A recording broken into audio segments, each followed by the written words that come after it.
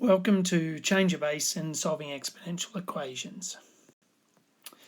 So on your formula sheet, there's a change of base formula on there. It says log of base a x is equal to, and you can change the base to log b of x over log b of a.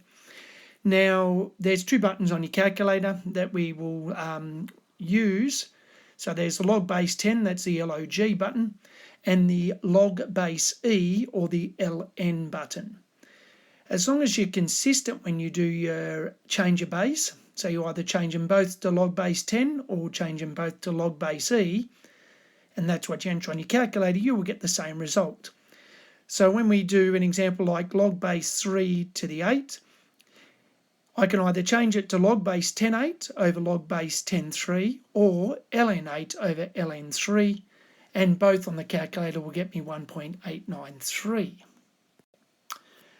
When I solve exponential equations, the first step is to rewrite them using our one of our log rules, and that's written below. So if I've got something to the power of x equals b, then I can change it. So the base was a, I now change it to x equals log base a to the b, and then I go and use the change of base formula as a second part.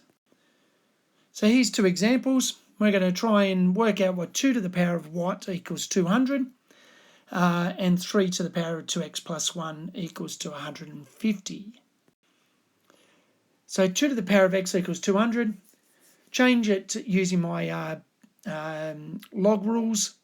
So I get log base 2 to the 200, then I change it to using the change of base rules, ln of 200 over ln of 10, and to three significant figures, that's 7.64. 3 to the 2x plus 1 equals 150.